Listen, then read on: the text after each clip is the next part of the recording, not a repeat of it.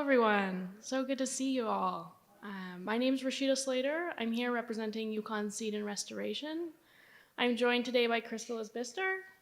She is an ecologist and a PhD student studying the definition of success in reclamation.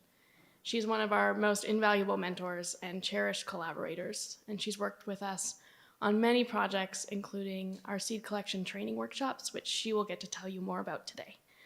I'm also joined by Steve Reynolds. He is the operations manager at Snowline Gold Corps, and we'll be talking a little bit more about the work that Snowline Gold and YSR are doing together. Yukon Seed and Restoration is a company that specializes in the reclamation of disturbed lands from a community-informed lens. Before we start, I do want to acknowledge and share gratitude to be welcomed as guests on the land here in the traditional territories of the Tonquachon Council and the Kwanlin First Nation. So I just wanted to give you a quick overview of what we're going to be talking about today. I'll give you an introduction to Yukon Seed and Restoration. We'll talk a little bit about what reclamation is and how we view reclamation. And we will also have Crystal introduce our community training programs. And I will share some of our work with Snowline Gold, and we'll have a quick conversation about our relationship. So Yukon Seed and Restoration was sprouted in Mayo, Yukon in 2018. It's a partnership between the Natchinayak Development Corporation, which is the economic development arm for the First Nation of Natchinayak, and their traditional territory is in the Mayo region, along with a local geotechnical and environmental consultant, Core Geoscience. Yukon Seed and Restoration specializes in restoration and reclamation services with native plant materials. Our work focuses on reclaiming disturbed lands to thriving ecosystems through a holistic process that is informed by both traditional values as well as an Indigenous worldview. And our work is successful through the respectful use of native plant materials, as well as honorable harvesting practices. And we're working to develop a local native seed supply, as well as collecting seeds all across the Yukon. We've worked on projects that include landslide hazard assessment and subsequent land stabilization projects along the Ethel Lake Road. We have done roadside invasive species surveys and revegetation trials. We've worked on short and long-term reclamation plans for mining activities. And we also work collaboratively with communities to develop reclamation and seed collection training programs. So, reclamation is a continuous process of planning, implementing, learning, and adapting. But what does that mean? And what is reclamation?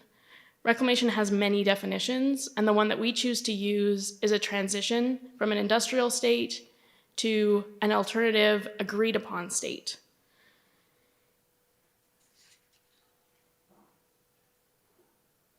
And that is to ensure that we're accounting for the goals of everyone involved in understanding what we look to find in our reclamation process.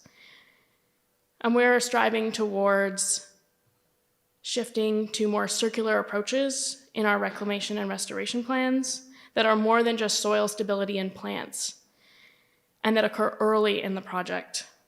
And these restoration projects were aiming to restore the balance in the ecosystem, but also restore the balance between all living beings.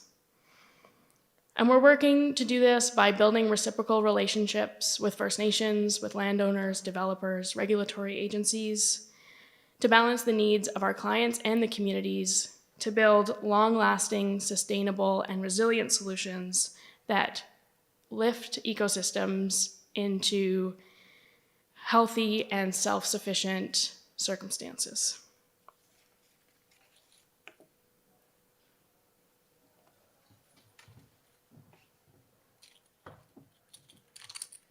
Okay. Wasn't expecting a podium. This is going to be hard for me. I'm a walker when I talk. I like to start out with some words that Elder Frank Patterson, Natcher-Nyack-Dun elder, sent in for this presentation. So this is from Frank.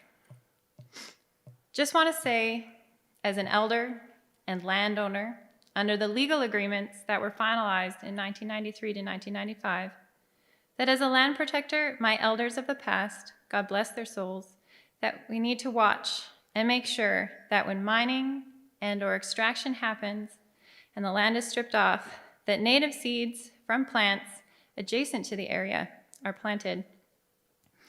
Needs to be reclaimed by Yukon seeds, not the seeds from somewhere else, like BC or Alberta or Toronto.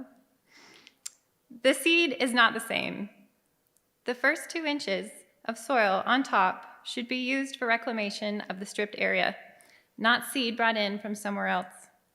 It was naturally there, and we look at putting the damaged area back to the state it was before it was touched. Reborn natural seed from the Yukon. That's it. That's all my story, and I'm sticking to it. So thanks, Frank. Okay. So I want to start with that reclamation happens somewhere. Contrary to the advertising, there is no middle of nowhere in the Yukon.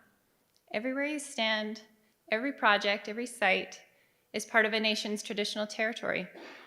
It's likely part of someone's trapline. It could be somebody's favorite hunting grounds. It could be the calving grounds of caribou, or maybe a really important migration route, or maybe a place where some plants are sprouting. So even if you're flying in by helicopter and you're in a really remote area and you don't see people for the whole summer while you're out there, that doesn't mean that that land isn't connected. That land has histories and names and memories. And that's one of the reasons that YSR came into being, was to try and provide a way that people who care and love about places can be involved in the reclamation process. And they focus on native plants and native seeds for very specific reasons. The plants are connected to the places. They have relationships with the life in the soil. They also have relationships with the life above ground. They provide a resilient food source for birds and bears and bees and berry pickers. They provide medicines. They provide a diversity of habitats for different forms of life. They even provide some of those ecosystem services like soil stabilization. I teach botany at the university, and this week's lecture was about plant adaptations to northern environments. It's one of my favorites, because it's a really hard place to be a plant. There's really short growing seasons. There's very cold and drying winds. There can be late spring frosts or early fall frosts. And if you're a plant and you have a lot of water, and when water freezes, it expands, you can explode your cells. It's a problem. There can be snow, which can be helpful or not. Sometimes that really shortens your growing season. It takes a long time for the snow to melt.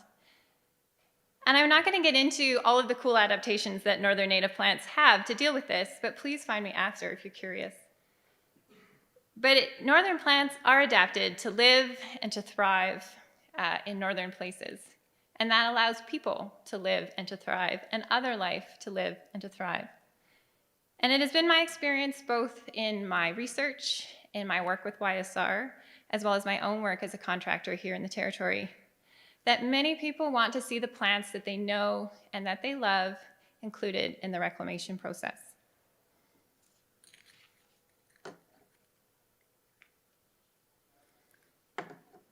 So one of the things that YSR does is partner with other organizations to do training and education and workshops on native plants and native seed collection. And the project I'm going to talk about today is a project that was done in partnership with the First Nation of Natcher-Nyack-Dun. So we worked as kind of looked at, okay, we have a bigger vision of there's a lot of development in their traditional territory. You know, are people interested? trying to assess the curiosity. Is somebody want to be involved? Is there interest in building skills and knowledge and being involved with seeds and reclamation? So we worked really closely with Helena Moses, who is the mining reclamation coordinator at the First Nation, because we had to figure out what a workshop looked like in Mayo. What makes sense there? Because every community is different, every nation is different, every place and project is different, which was talked about in the previous presentation. So what's going to make sense here? And we spent a lot of time trying to figure this out. You know, we started thinking about workshops in January and February. You know, workshops didn't actually happen until June and September. It's a long time to try and work through this. And there was a few things that came up that were really important. See, I'm trying to walk. A big one was language revitalization. Northern Shoshone is the language spoken by the First Nation, and it was really important that that was integrated into all of the work that they were involved in and doing. Thinking about plants more broadly, not just thinking about how do we extract seeds from the plants. You know, thinking about those values of reciprocity and respect and relationship. How can we do this in a good way? What does that look like? And what does that mean to the First Nation? You know, what are the local protocols? Again, it's going to be different. We spent a lot of time talking about harvesting practices and protocols and reaching out to knowledge holders and to elders to be part of this workshop and teach us how to do it well. You know, no person has all of the knowledge, so we needed to create a space for sharing. And if you've ever done work in Mayo, you also know that it had to have food. Coming together and sharing meals and spending that time to just chat was a really big part of what we did in that workshop. You know, and this takes time. We did 2 days in June, we did 2 days in September, and that, you know, it doesn't take a long time to learn how to, you know, collect seeds from a grass, but it does take time to learn how to do that in a good way and in a relationship. And this gave us time to get to know each other and to get to know plants. One of the things that we worked on in order to do this was we made a booklet. Helena and I worked on kind of coming up with some of the species that we were likely to use. She consulted some of her elders about the different names in Northern Shoshone.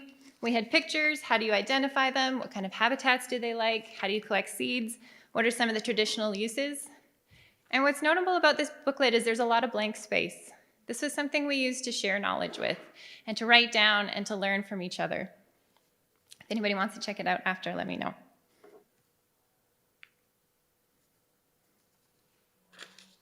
And I hope that you can see that we were doing a lot more than just picking seeds at this workshop.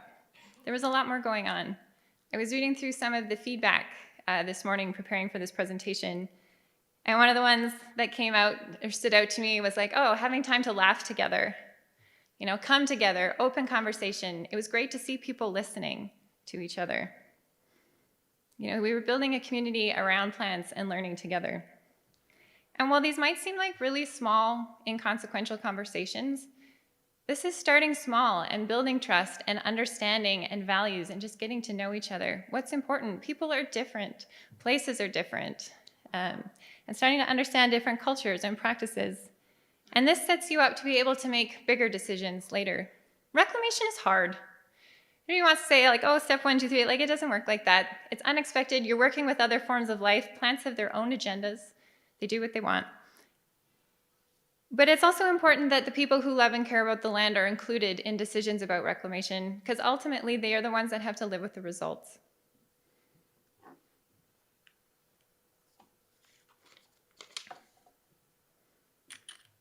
So plants don't grow quickly in the north, and neither do relationships. One of the cool examples of how this can grow is that when we did a workshop in June, and then when we went back in September, people heard that we were coming out, and we got invited to go to the school and do a program with the high school students on seed cleaning. So if you can imagine a bunch of people with berries and potato mashers and bowls, like mashing up your berries and trying to float off the pulp and clean out the seeds, we had a good time. And Frank, who you heard from through me at the beginning, came out, and Helena and the three of us put that together. It was done in partnership. There's other cool partnerships coming down the line too that we can't yet talk about, but please stay tuned. And I just really want to stress that you know, there's no general seed mix for the Yukon, just like there's no general formula for creating connections. It is hard, but it is doable. But it is only doable in partnership. So I would like to thank the Climate Change Health Adaptation Fund that helped make those projects happen, as well as the corporate sponsors, and I was thrilled to get to be invited and be involved in it.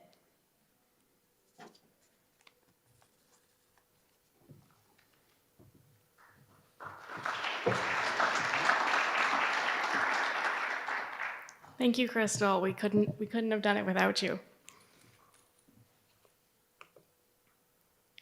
And we learn a lot from our community training programs. We learn a lot about, the time that it takes to build relationships, and what people are interested in growing and what plants that are valuable to them and why. And we try and bring those teachings that we get during those programs into our work. And so today I'm going to share one of our projects that we work with Snowline Gold, to give you an example of what it looks like to go through this process of reclamation. So the process of reclamation, as we mentioned before, is continuous and it's cyclical. So at the beginning, and this beginning is the beginning as early as we possibly can muster. When the project starts, thinking about reclamation has to start. And so we start with site assessment,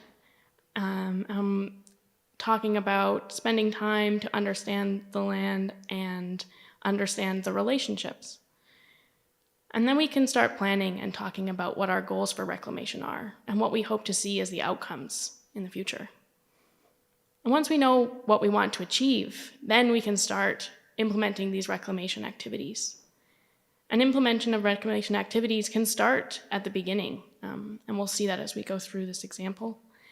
And after those activities are implemented, we need to see if they're meeting the results that we had hoped for, and refining our process to ensure that we achieve those goals that we set from the beginning.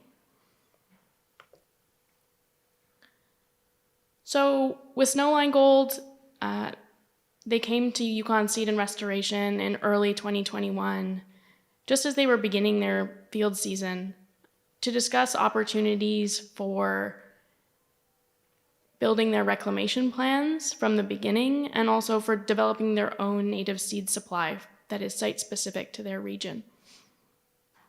And so when we came on to the Snowline site, we spent time on the land spending time observing and trying to understand the processes that were going on. And the processes that were going on ecologically with the ecosystems, but also the processes that were going on at Snowline and how their company operates and what activities they were doing, so that we could best understand how we can implement reclamation within their existing structure.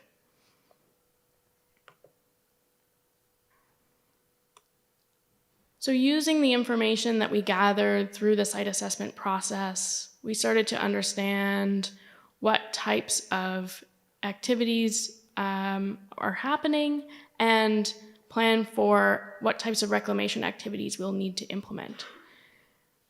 And this planning process was relatively small at the beginning. In this case, we're talking about reclamation of drill pad sites, so 10 by 10 sites that are quite small relatively in the grand scheme of mining activities.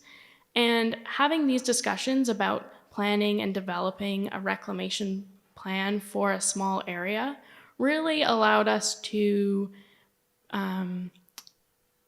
build a relationship and develop those plans that we know will be used further in the future for larger disturbances as Snowline begins to grow. And the importance of this is that we, in terms of developing a framework and a plan for reclamation at this small scale, is that we can begin to understand how to implement these reclamation plans and also what the results might be, but we're doing it at a small scale. And so, as Crystal mentioned, plants have their own agenda. And sometimes you have a bad growing season, there's not enough rain, or there's a late spring frost or an early fall frost. and your planned activities don't go as planned.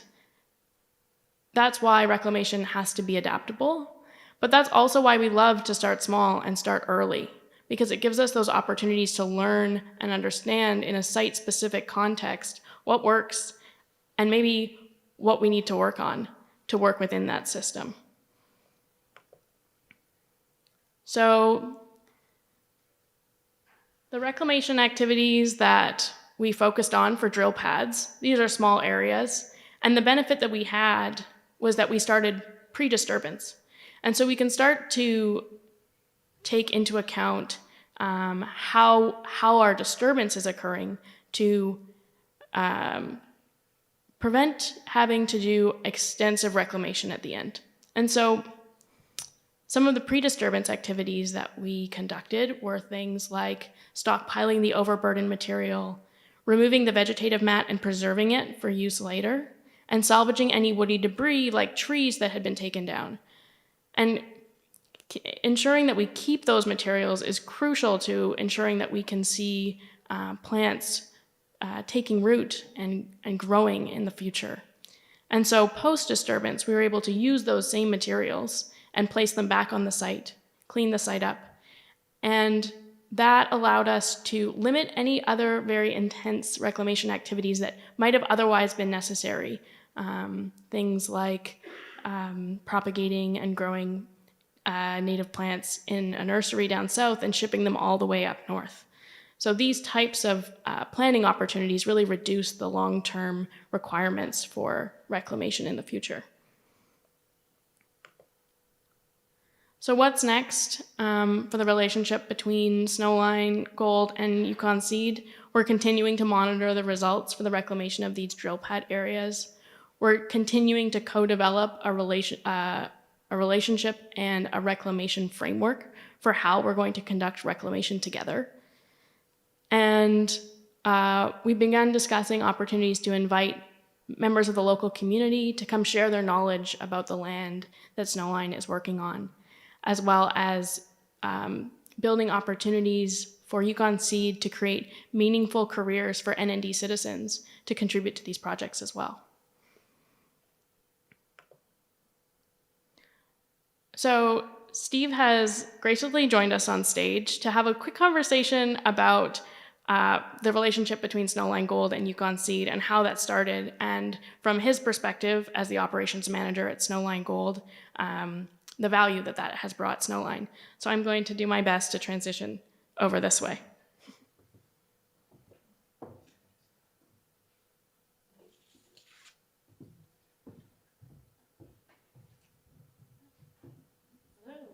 Is this, oh, there we go. That's my voice. Beautiful. So, Steve, thank you again for coming to join us. We really appreciate it, and it's great to chat. Yeah, it's my pleasure. Thanks. So I have a few questions prepared, and we're going to have a bit of a discussion. I'm going to try and keep it as informal as possible on a stage. So the timing of reclamation is really what has, and the timing that Snowline had in approaching YSR is really what brought some of our success. What types of environmental initiatives was Snowline planning from the beginning of their exploration program, and how did YSR fit into that plan? Yeah, so Snowline as a company is less than 2 years old at this point. Now, the claims in the areas we're working on extend beyond that timeline. However, basically, there was very little surface disturbance in any prior work. And so when Snowline was formed, it became very important for us to first set out some practical foundation to build up as a company. And 4 aspects of that foundation include environmental respect, building community, going big. And when I say going big, there's a tendency, in a geological conversation to talk about the size of the deposits we hope to find, but it doesn't stop there. The concept of going big has to involve a big picture view, and this initiative is part of that. And the last one is really important. It's doing it right. So that is sort of how we tie all of those other foundations together. It's going beyond the permit. It's going beyond the objective of finding gold. It's really speaking to the place that we are working in and the people that share the area with us. And so with that foundation involved, like Rashida was saying earlier, us coming in prior to any field work. We sat down with them and said, okay, what does it look like for us to begin this process of progressive reclamation and ongoing that circular work? So you guys got to be out there early on in the process and helping us figure out what reclamation looks like at the beginning. So that was certainly a big part of that planning work that happened back in 2021. But it's extended beyond that to some initiatives with YG's Department of the Environment as it relates to some wildlife data collection, beyond just like wildlife logs of observing what we see out there, but to more thorough studies. It's our solar power project. It was another environmental initiative that got off the ground pretty early, and you'll see that presentation on Tuesday if you're interested. But in general, the key here is starting with the framework, the frame of thought of that foundation of environmental respect, building community, going big, and doing it right. And if you have that built into the company, then you have the opportunity to see and identify opportunities early on, and this was one of them. Thanks for sharing that, Steve. I think that was something that we were impressed by as a company that works in reclamation. It's not every day that you have a company come to you early. It's often you have companies you work with and you're begging them to bring you in or to work on projects that you're getting started on. And so that opportunity to work with Snowline from the get-go really gave us opportunity to learn more about how to build those relationships and develop a framework that we can share with others and say, this is how we can do this together and make it work really well for both of us. And so, as I said, this is relatively new work, and there have been plenty of learning opportunities, but there have been challenges. What have been some of the takeaways that you've had from doing reclamation work with Yukon Seed? Yeah, I think the biggest takeaway about, again, starting early in this process is the opportunity. You start small and you fail small. So at the beginning of a project, your scale of disturbance is a 10 by 10 drill pad is not a huge area.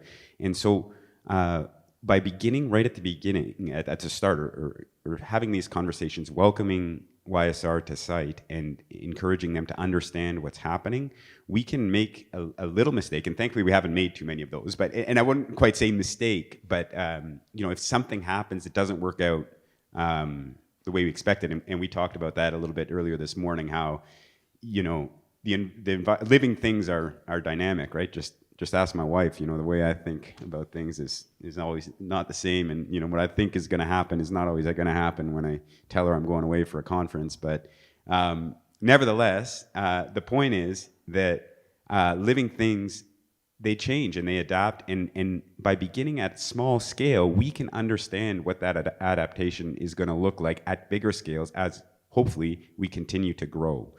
And so we can adjust and improve and monitor as things are happening, and also to ramp up. So building a database of a bank of seeds is a big project. And so we are able to, our reclamation is really proceeding at the pace of our development rather than starting late in the process and trying to play catch up and come in and have 100 pads to reclaim. Now we're starting with a small, we can reclaim at pace, we can grow and learn so that when it is, hopefully we like to see development. I mean, we're in the business of finding gold, that there is scale involved. We already know and understand the land that we're working on very well, and we have partners that understand and know the land very well. And that enables us to do things really effectively and in a far more natural way.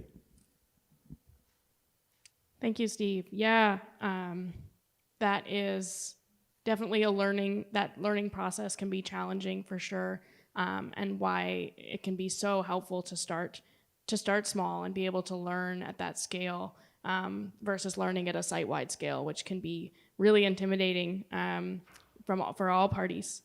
What have been some notable successes from our work over the last couple of years?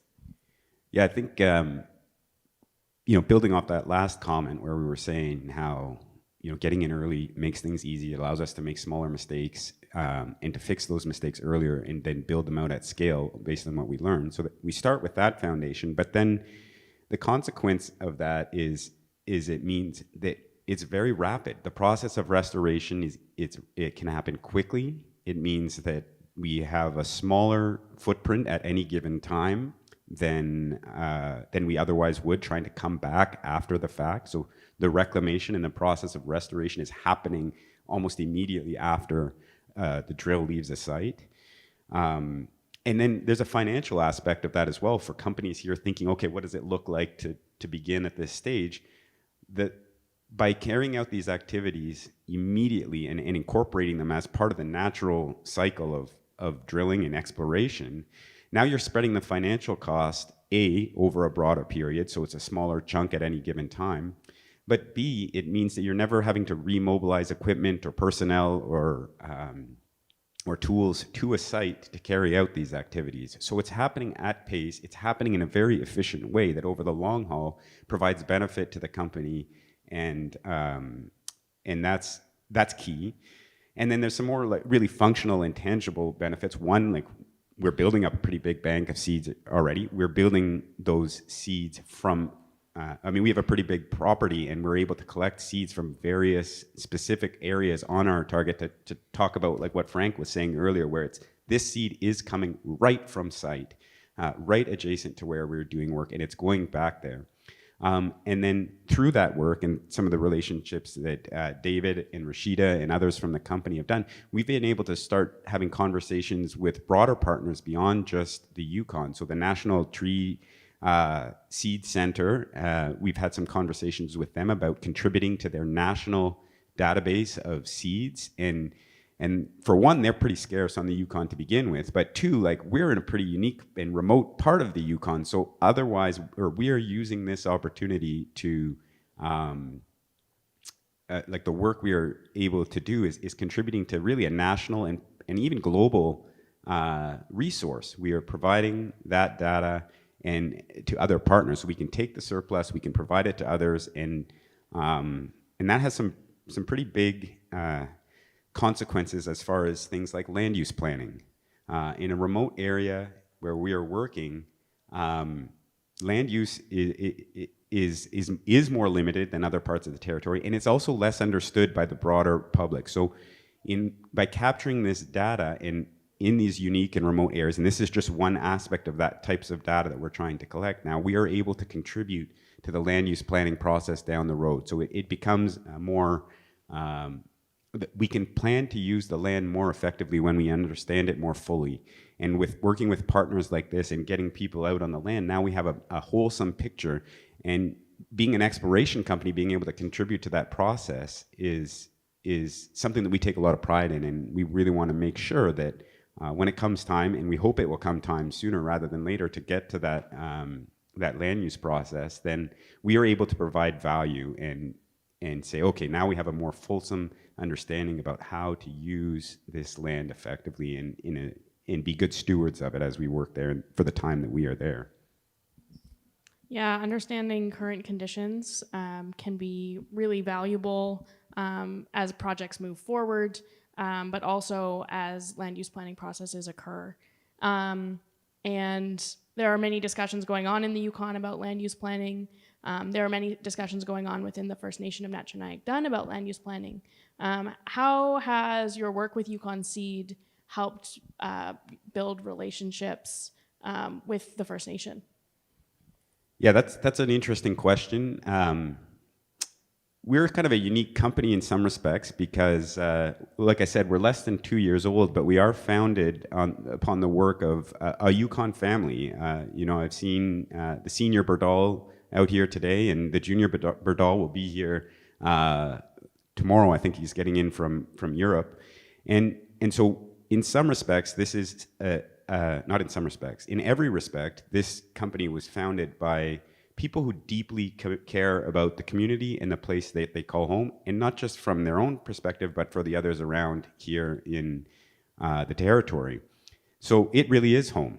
It matters. And if, as I said earlier, one of our pillars truly is building community, then we must work together and use this as a vehicle to do that. Now, how does a company now suddenly, where we have grown from just a family operation to a company that has accountability to shareholders and everything else, that those two often get put in conflict with one another, and they don't have to. And thankfully, we've found vehicles to use our history, and then similarly, where NNDDC, the Nacho Dun Development Corporation, is in many respects the outgrowth of the family that is the Nacho Dun.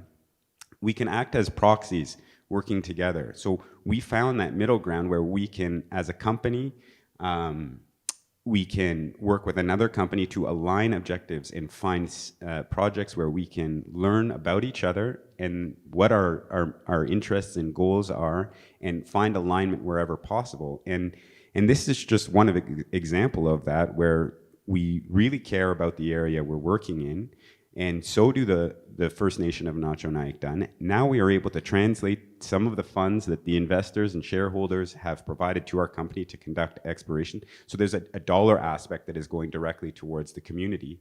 But beyond that, there's an opportunity for real meaningful growth of capacity within the community for skills that add not just a job, but a real career and meaningful contributions, because jobs end if Snowline, or when Snowline eventually, whether we hope that's a long time from now, but at some point that mine, if there is a mine ever built there, like that does end. But skills and meaningful contributions beyond that are become an intergenerational benefit to those citizens. So as Snowline, as an extension of one family, and the Nacho Dun Development Corporation as an extension of another, we find alignment there that we can work together and provide long-lasting and meaningful contributions.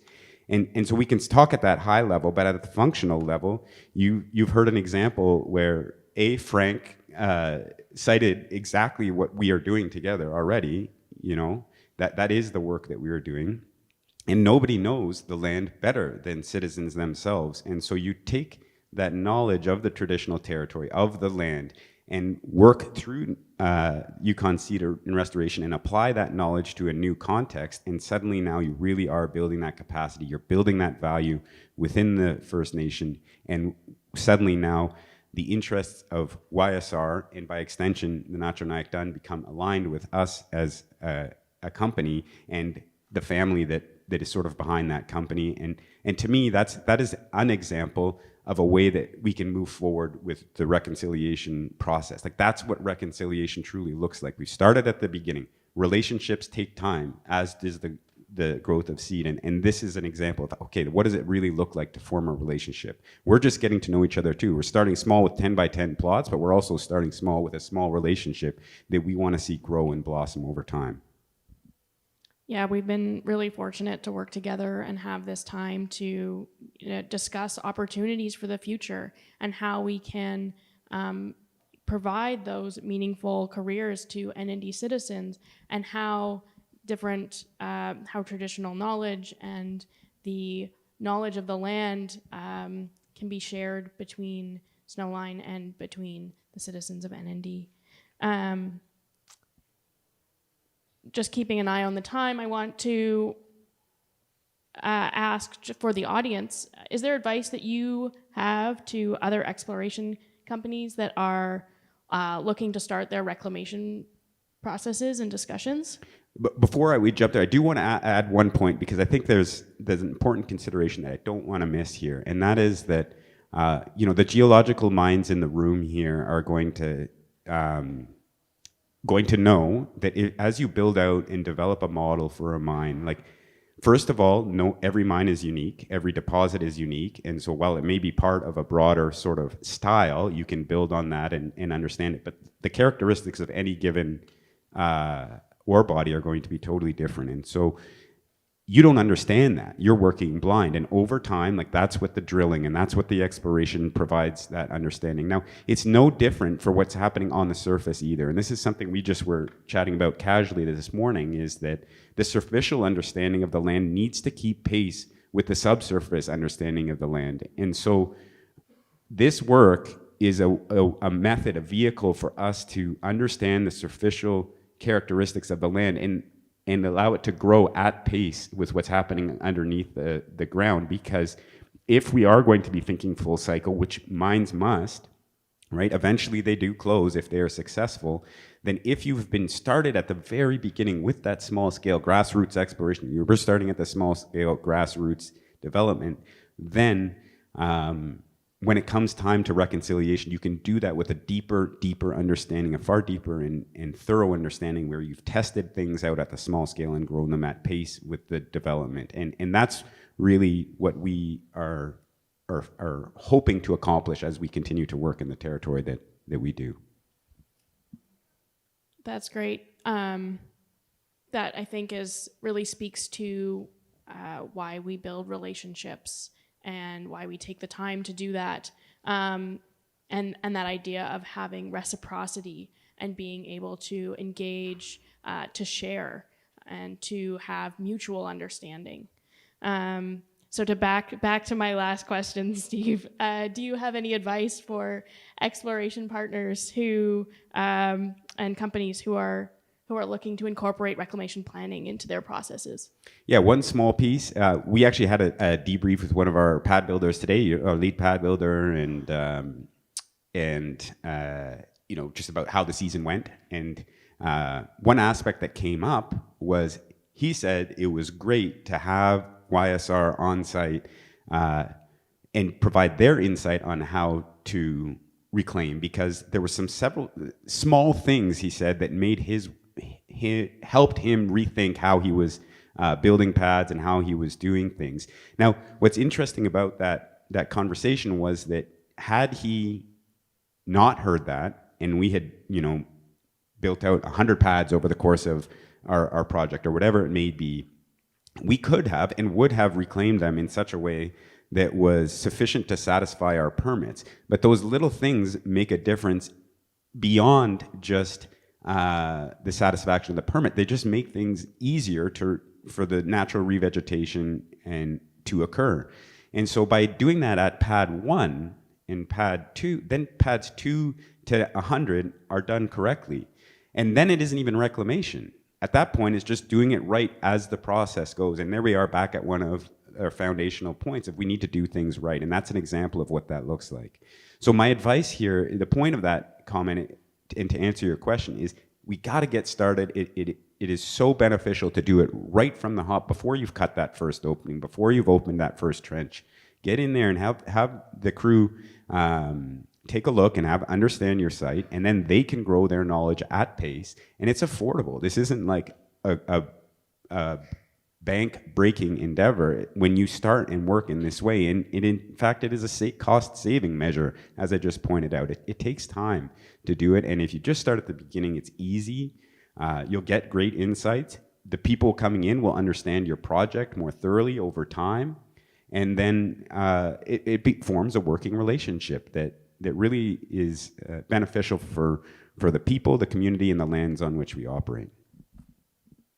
That is a great message that I can only echo about starting early. I think something that we have conversations with people about all the time.